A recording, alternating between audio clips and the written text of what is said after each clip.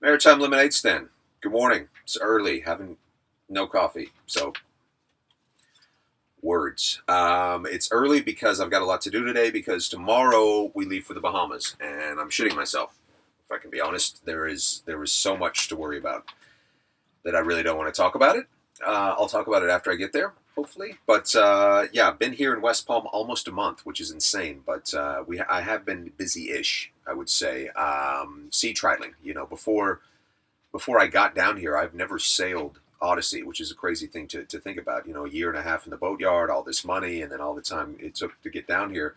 Never had the mainsail up, had the jib out, motor sailed, never sailed, and that terrified me because everything went wrong with the boat when I first bought it, and I could just imagine that there's something wrong with the mainsail or the rigging or whatever. So I was just kind of putting it off. But finally got the chance once I was down here. Went out with my dear friend Ryan Beckett, and you know, a lot of people would pay attention to the signs. At this point, I'm so exasperated, which I know contradicts what I said earlier about being terrified about the Bahamas. But we left, big day, first day out in the ocean, sailing, the big blue, and within 3 minutes, my temperature alarm went off on the boat, just motoring out of where we are now, this little inlet, and so I had to throw down anchor. I had to rip off most of my clothes, jump in the water. I'm poking my fingers in my holes around like the through holes to see if there's anything been caught up there. That wasn't work. Came back on, fixed it. It was an impeller problem, whatever. But I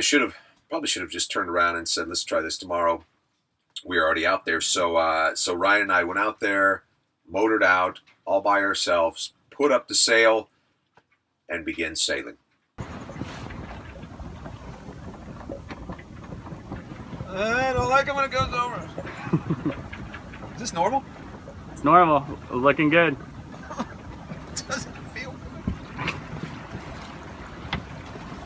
But she works.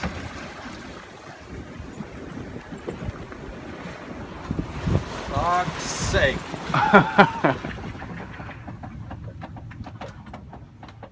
She's sailing.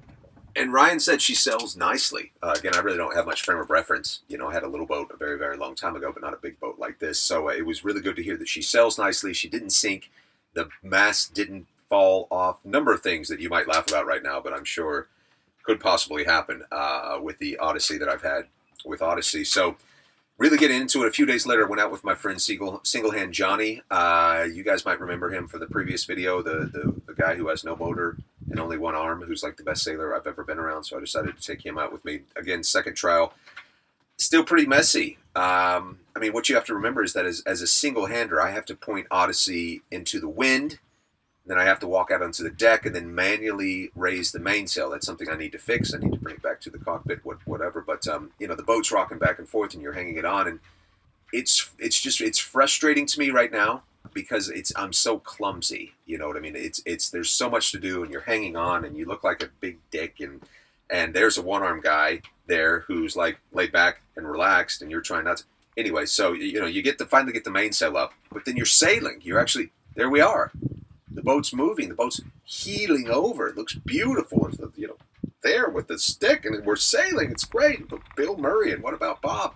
But then after you start to sail and you need to change course, then there's the new nightmare of tacking or jibing, which is turning the boat. Here's something you have to realize is that as a single-hander, I have 6 things to worry about. I've got 2 sheets on either side for the jib. Then I've got to handle the preventers, which are on either side to keep the boom from ripping off or taking my head off or doing both at the same time. So that's 2. Then I have to handle the main sheet of the boom, which is all the way in the back. And again, Odyssey, she has a big cockpit, which is great until you're trying to move around single-handed. And then you have to handle the tiller. Now, again, that's 6 things that I have to be in charge of for one movement. And I hate to continue to press this down, but that 6 different factors for one move as a single-hander, and you're paying attention, not falling off in the winds and stuff like that. So there's a lot of things to pay attention to, and I don't have that system down, And so there I am with like a rope in one hand, tiller in the other, winch handle between my legs, boat's heeling over, stuff's flying all around. There are these loud sounds, and I don't know what I'm doing. And then Johnny has to come over, and then it's chaos, and it doesn't look like chaos, but trust me, I'm just super stressed trying to make sense of it. it's frustrating, and it's frustrating because you're like a child learning to walk again. But imagine you're a child trying to walk again with the mind of an almost 40-year-old. So you know how it's done. You know what needs to be done. You see other people doing it, but you can't do it, and you look like a giant jerk. So that's what I was dealing with. Again, went out. It was great. Had a great time. Single hand Johnny's amazing, especially watching how he does it with one hand. Should be inspirational. It was just embarrassing and frustrating at the time, but I learned a lot from him. So a few days later, I decided to go back out by myself. But of course, the bridge here behind me was closed, and so I called Ryan, and Ryan took me down to the yacht club, and we took out a little Hobie cat. Hobie cats are these just little tiny, almost like catamarans that kids learn on. And so we went out and we sailed to Peanut Island, which is a super cool island, and I was finally able to understand what sailing was. I didn't worry about my books or my wine or my shoes falling over or anything. It's just a little boat. If it falls over, then we jump over and we pull it back on, and you start to really understand how the wind works and how it should feel when you're tacking and stuff like that. So to have been able to go out on the Hobie Cat was a fantastic time. And I think that's sorry, it's early. I don't remember my notes. Yeah, I think that's it. Special thanks to all of my friends here in West Palm who took me in and came down to see me, and down in Miami as well, which was great. We leave in the morning, and just a few of the things that scare me. It's about 12. It's only 60 something miles, but it's about 12 hours, 13 hours. 8 of those hours are without any land in sight.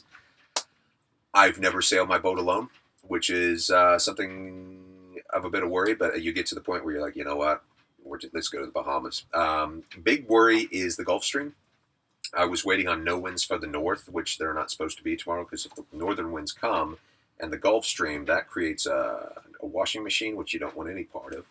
And another thing, which might sound stupid, I'm scared of missing it, because it's not like I'm from the Bahamas, U.S., where you're just going to run into something. Might be Delaware, might be Florida, but you're going to run into something. Bahamas, if I don't factor in the Gulf Stream pushing me north, I think the next stop is Africa. You know what I mean? So a lot of people here are like, you go 12 hours, you don't see anything, you turn to the right. Thanks, I'd rather see something. So, yeah, this is the last show from the U.S.